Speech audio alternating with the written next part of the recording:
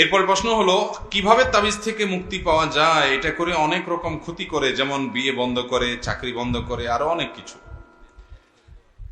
অনেক কবিরাজ আছে দেখবেন, তারা বিয়ে বন্ধ করে, লম্বা দাঁড়িয়ে আছে, আবার মাশাআল্লাহ নামাজ কালামও পড়ে। তো ফেরেশতার মতো মানুষটার কাছে কেউ যায় 200, 500, 2000, 4000, 5000, 10,000 টাকা ধরায় দিলে যে অমুক মেয়ের বিয়ে বন্ধ করে দেন, করে দেয়, আছে না নাই? এ তো সাক্ষাৎ ইবলিস, এটা হুজুর না, এটা সাক্ষাৎ কি ইবলিস। এটা মুখে লম্বা দাঁড়িয়ে থাকতে পারে, কিন্তু সাক্ষাৎ ইবলিস। কারণ মানুষের ক্ষতি করা ইসলামে জায়েজ না হারাম? এই হারাম কাজটা যদি কোন খনার কোন তাবিজ ব্যবসায়ী যদি আপনার টাকা নিয়ে এই খারাপ কাজটা করে, হারাম কাজটা করে, কারোর মেয়ের বিয়ের বন্ধ করার জন্য এই কাজ করে, এখন আপনি বলতে পারেন মানুষ এটা করতে পারে কিনা? ব্ল্যাক ম্যাজিক, জাদু, শয়তানের আশ্রয় নিয়ে এরকম ক্ষতি করতে পারে, এটা প্রমাণিত কোরআন হাদিস দ্বারা। তো সেই ক্ষতিকর কাজ যদি কেউ করে, তাহলে ওইটা সাধারণ কোনো মানুষ না, সাধারণ কোনো পাপীও না, ওটা ডেঞ্জারাস পাপী, ইবলিস, মানুষরূপী ইবলিস, শয়তান। আমাদের দেশে দেখা যায় কারোর সাথে কারোর একটু মনোমালিন্য হয়েছে, অনেক সংসারে আছে বউ শাশুড়ি ওই কাম করে, শাশুড়ি যায় বউর বিরুদ্ধে দাবি জানে, বউ যায় শাশুড়ির বিরুদ্ধে দাবি জানে, আছে না নাই? তাবিজ ব্যবসায়ী তো জমজমাট ব্যবসা। হ্যাঁ, শাশুড়ি এর কাছে যায়, বউ তাবিজ দিয়ে দেয়, বলে বালিশের নিচে ধুয়ে দিবেন, আছে না নাই? বলে পানিতে চুবাই দিবেন, খাওয়াই দিবেন। মনে রাখবেন, এগুলো ঈমান নষ্ট করে দিতে পারে, ঈমান ধ্বংস করে দিতে পারে। কারণ এগুলো বেশিরভাগই সেহেরের আশ্রয় নেওয়া হয়, শয়তানের আশ্রয় নেওয়া হয়, ঈমান ধ্বংস হয়ে যায়। অনেকে আপোষের তাবিজ করে, আছে না? যে আমার শাশুড়িরা লাইনে নাই, একেবারে বেলাইনে উল্টাপাল্টা করে, আসলে হয়তো বেলাইনে আছে, তো বউ যায় বলে হুজুর একটা আপোষের তাবিজ দেন। আপোষ আছে না নাই? খবরদার, আপনার সুখ দুঃখ এই সব কিছুর জন্য আপনি দরখাস্ত নিবেদন করবেন আরশের মালিকের কাছে। মুসলমানের অস্ত্রের নাম হলো দোয়া। মুসলমানের অস্ত্রের নাম কি? এই দোয়া অস্ত্র ব্যবহার করবেন। ওই তাবিজ নিয়া এর ক্ষতি করবেন, ওর বিয়ে বন্ধ করবেন, এগুলা করবেন। অনেক সময় দেখবেন কবরস্থানে তাবিজ গাড়তে বলে। সেহের, জাদু যার বিরুদ্ধে হয়, ওই ব্যক্তির অসুস্থ হয়ে যায়, অনেক সময় মৃত্যুর মুখে পতিত হয়ে যায়, ধ্বংস হয়ে যায়। বিভিন্ন পুতুলের গায়ে আপনার পিন মারা থাকে, নানা ভাবে হয়। আজকাল এগুলা ঘরে ঘরে হয়ে গেছে, জনে জনে হয়ে গেছে। যদি আপনাকে কেউ এগুলা করে ক্ষতিগ্রস্ত না করুক, আপনি চান যে এরকম ব্ল্যাক ম্যাজিক করে, জাদু করে, এমন অনেক ফ্যামিলি কথা আমরা জানি, যেই ফ্যামিলিতে এটা কেউ কল্পনাও করে না, এমন মানুষের তার বিরুদ্ধে তাবিজ করে বসে আছে, হিংসার কারণে পিছে লাগে বসে আছে, টেরও পায় নাই। খাওয়ায়া পরে সারা জীবন মানুষ করছে, উপর দিয়ে সব ঠিক আছে, তলে তলে ঠিক তার বিরুদ্ধে এই ব্ল্যাক ম্যাজিক এবং শয়তানের আশ্রয় নিয়ে জাদু করে বসে আছে, ক্ষতি করে বসে আছে। রোগ বালাই আর ভালো হয় না, মৃত্যুর দিকে চলে যাচ্ছে, ভয়ঙ্কর অবস্থা হয়ে যাচ্ছে। অনেক ফ্যামিলিতে এগুলো হচ্ছে। যদি আপনি চান যে এগুলো কোনোটাতে আমার যেন ক্ষতি না হয়, তাহলে আপনার করণীয় হলো সকাল সন্ধ্যার দোয়া জিকির গুলো নিয়মিত পড়বেন। সকাল সন্ধ্যার দোয়া জিকির গুলো কখনো ছাড়বেন না, নিয়মিত পড়বেন। জীবনে সব ছুটে যাবে, এটা ছুটতে পারবে না। সকাল সন্ধ্যার সব দোয়া পড়তে না পারেন, অন্তত 3 কুল, সূরা ইখলাস, সূরা ফালাক, সূরা নাস 3 বার 3 বার সকালে, 3 বার 3 বার সন্ধ্যায় পড়েন। বিসমিল্লাহিল্লাযী লা ইয়াদুররু মা ইসমিহি শাইউন ফিল আরদি, এটা পড়েন। সন্ধ্যায় আউযু বিকালিমাতিল্লাহি তাম্মাতি মিন শাররি মা খালাক 3 বার, এটা পড়েন। আয়াতুল কুরসিটা পড়েন। হাসবিয়াল্লাহু লা ইলাহা ইল্লা হু আলাইহি তাওয়াক্কালতু ওয়া রাব্বুল আরশিল আযীম, সূরা তওবা শেষ আয়াত, এই অংশটা 7 বার সকালে, 7 বার সন্ধ্যায় পড়েন। আর অনেকগুলো দোয়া আছে, জিকির আছে, এগুলো নিয়মিত পড়েন। এগুলো শরীর বন্ধের মতো কাজ দেয়, আল্লাহ তাআলা আপনাকে সেফে রাখবেন। এর পাশাপাশি ব্ল্যাক ম্যাজিক যেন কাজ করতে না পারে, এই জন্য বেশি বেশি করে সূরা বাকারা তেলাওয়াত করবেন, বাসায় চালু করে রাখবেন। সূরা কাহফের প্রথম 10 আয়াত পড়বেন, ঘরে ঢুকতে বের হতে বিসমিল্লাহ বলে পড়বেন।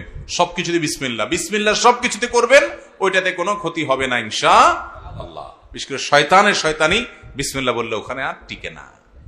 আল্লাহ তাআলা আমাদের সবাইকে হেফাজতে থাকার তৌফিক দান করুন। ঘর বন্ধ করা এটার অনেক নিয়ম আমাদের সমাজে প্রচলিত আছে। যদি রুকিয়া শারঈয়ার অংশ হয়, সেখানে বেশরিয়াতে কোনো কাজ করা না হয়, ঘরে যাতে দুষ্টু জিনের উপদ্রব এগুলো না থাকে, যেগুলো আছে সেগুলো থেকে মুক্ত করা হয়, আজান দেওয়া হলো, কোরআন তেলাওয়াত করা হলো, এ জাতীয় কাজ করা হয়, তাহলে এগুলোর মাধ্যমে ঘরকে দুষ্টু জিন ব্ল্যাক ম্যাজিক থেকে মুক্ত করার প্রয়াস, এটা গ্রহণযোগ্য হতে পারে। কিন্তু ঘর বন্ধ করতে গিয়ে আপনারা দেখবেন অনেক সময় দেখা যায় যে বিশেষ কিছু কাজ করে, কিছু পেরাগ নিয়ে আসে, কিছু ওই যে আপনার হাড্ডি গুড্ডি নিয়ে আসে, গরুর কল্লার আপনার চোয়াল টোয়াল নিয়ে আসে, আপনার ওই যে কি বলে ওই মাটির ঢাকনা নিয়ে আসে, দেখছেন নি আপনারা এগুলা? আয়না এগুলা ঘরের মধ্যে বেঁধে দেয়, এটা করে ওইটা করে, এগুলা জায়েজ নাই। বিশেষ করে এগুলা বেশিরভাগই করে তারা যারা ব্ল্যাক ম্যাজিক, জাদু এবং টোনা, হারাম বিভিন্ন রকমের পদ্ধতি অবলম্বন করে। এ জাতীয় খোনারা সাধারণত ঘর বন্ধ করতে গিয়ে এই সমস্ত আকাম কুকাম করে। আমরা জানিও না প্যারাগ বেঁধেতে হচ্ছে, প্যারাগে রক্ষা করবে, ওইটা করবে সেটা করবে, এটা না। আপনি আজান দিলেন, কোরআন তেলাওয়াত করলেন, আল্লাহর কোন জিকির এতবার পাঠ করলেন, রুকিয়া হিসেবে, ঝাড়ফুঁক হিসাবে এগুলো করতে পারেন। তবে সুন্নাহসম্মত উপায় যদি আপনি অবলম্বন করেন, কোন বাসা যাতে দুষ্ট জিন, ব্ল্যাক ম্যাজিক এগুলোর দ্বারা উপদ্রব এর মুখোমুখি না হয়, সেজন্য আপনি কি করবেন? বাচ্চাদেরকে সন্ধ্যার সময়, মাগরিবের সময় বাসার বাইরে রাখবেন না। এই সময় শয়তানগুলোর বিচরণ হয়, বাচ্চাদের উপরে প্রভাবটা বেশি পড়ে সাধারণত। এই টাইমটাতে একেবারে সূর্য ডুবে, যখন ডুবার পর একেবারে সন্ধ্যার সময়, তার আগে পরে অসুবিধা নেই। আবার নিজেরা বাসায় ঢুকার সময়, যেটা একটু আগে বললাম, ঢুকতে বিসমিল্লাহ বলে ঢুকবেন, সালাম দিয়ে ঢুকবেন। বাসায় কাজের লোক, বাচ্চা, বুড়া যেই আসুক, সালাম ছাড়া কেউ প্রবেশ করতে পারবে না, বিসমিল্লাহ বলা ছাড়া কেউ ঢুকবে না। বাইরের সময় বিসমিল্লাহ বলবে, তাহলে শয়তান তার সাথে ওই বাসায় ঢুকতে পারে। হাদিসে আসছে কেউ বাসায় যখন আসে, তার সাথে সাথে ইবলিসও আসে। প্রত্যেকের সাথে সাথে একটা করে আসে না, আসে সাথে। তো আয়েশা দরজার পাশে আপনার পিছে পিছে সেও দাঁড়ায়। আপনি মোবাইল টিপতে টিপতে, মোবাইলে কথা বলতে বলতে হুট করে ঢুকে পড়ছেন, ইবলিস তখন খুশির চোটে বলে, যাক, ঢুকার সুযোগ পাইছি আজকে। আর যদি আপনি বিসমিল্লাহ বলে ঢুকেন, তো ইবলিস বলে, হায় হায় রে, লা মাবিতা, আজকে এখানে রাতে আর থাকার সুযোগ হলো না। আমরা টের পাই না আমাদের জিন্দেগিতে কিভাবে বরকত চলে যায়। এজন্য বাসায় সবাই, যত মানুষ ঢুকবে বাড়িতে, ঘরে ঢুকার সময় কি পড়ে ঢুকবে? বিসমিল্লাহ। আবার বের হওয়ার সময়, খাওয়ার সময় বিসমিল্লাহ, স্ত্রী সবাসে বিসমিল্লাহ, বাথরুমে যাওয়ার সময় বিসমিল্লাহ, প্রতিটা কাজে বিসমিল্লাহ। বিসমিল্লাহ বললে ইবলিস আর সুযোগ পায় না, চান্স পায় না। এজন্য বাসা বাড়ি থেকে এগুলোকে ঝেঁটিয়ে বিদায় করতে চাইলে এই সুন্নাহসম্মত আমলগুলো হলো সবচেয়ে বড় আমল, ইনশাআল্লাহ। এরপরে প্রশ্ন হলো, মানুষ মারা গেলে 40 দিনের দাওয়াতের আয়োজন ইসলাম কি বলে? মানুষ মারা যাওয়ার পর যে মারা যায় তার আত্মীয় স্বজনদেরকে এলাকাবাসী খানা খাওয়াবে, কারণ তাদের মন খারাপ, প্রিয় মানুষকে হারায়, রান্না করার মানসিকতা নাই, তাদেরকে রান্না করে খানা খাওয়াবে। এটা হলো সুন্নাহ। এটা হলো কি? আর এলাকাবাসী যে মারা গেছে তার ছেলে মেয়ের কাছে, তার পরিবারের লোকদের কাছে 7 দিনা, 3 দিনা, 40 দিনা নাম দিয়া বিভিন্ন রকমের জিয়াফত খাওয়া, এটা হলো বেদাত। এটা হলো কি? বেদাত। বাংলাদেশের সবচেয়ে বড় বেদাত এটা। এর চেয়ে বড় বেদাত বাংলাদেশে নাই। মানে এই বেদাত ঘরে ঘরে, জায়গায় জায়গায়। এই বেদাত মানুষ ইচ্ছায় করে, অনিচ্ছায় করে। কারণ না করলে বলে, কি ছেলে রেখে গেছে, কারোর একটু হাতও ধোয়াইলো না। এরকম ছোট লোক আছে না নাই? এগুলো না জায়েজ কথা। আরে ভাই, মানুষ খাওয়ায় হলো খুশি হলে। মানুষ খাওয়ায় কখন? বিয়ে করছেন, নতুন বউ ঘরে আসছে, খুশির ছোট অলিমা খাওয়ান। আল্লাহ একটা নতুন বাচ্চা দিছে, এজন্য খুশি হয়ে আকিকা খাওয়ান। ছেলে ভালো রেজাল্ট করছে, খুশি হয়ে মানুষের মিষ্টি খাওয়ান। মানুষ খুশির চুটে সাধারণত একজন আরেকজনকে খাওয়ায়। আমার বাপ মরছে, মা মরছে, প্রিয়জন মরছে, আমি কি খুশি যে আমি আপনাদের খাওয়াবো? এজন্য আপনারা শক্ত ধরবেন, গো ধরবেন, যে মানুষ বকিল বলে বলুক, কৃপণ বলে বলুক, আমার বাপ মা মারা গেছে, এলাকাবাসী তোমাদের আমি অন্তত খাওয়াইতেছি না। যদি বাপ মার পক্ষ থেকে দান করতে হয়, তো গরিবরে 1 বস্তা চাল কিনে দেন, একদিনে বাজার করে দেন, 2টা মাছ কিনে দেন, তাদেরকে 2 কেজি গোশত কিনে দেন, এক বেলার খাবার কিনে দেন, তাদেরকে সহযোগিতা করেন। কিন্তু এলাকাবাসীকে হাত ধোয়া খাওয়াবেন না। মনে হয় যে বিয়ে বাড়ি, সামিয়ানা টামিনা টাঙ্গায় এমন ভাবে খাওয়াইতেছে, মনে হয় যে বিয়ের অনুষ্ঠান। ঠিক না ভাই? ঠিক।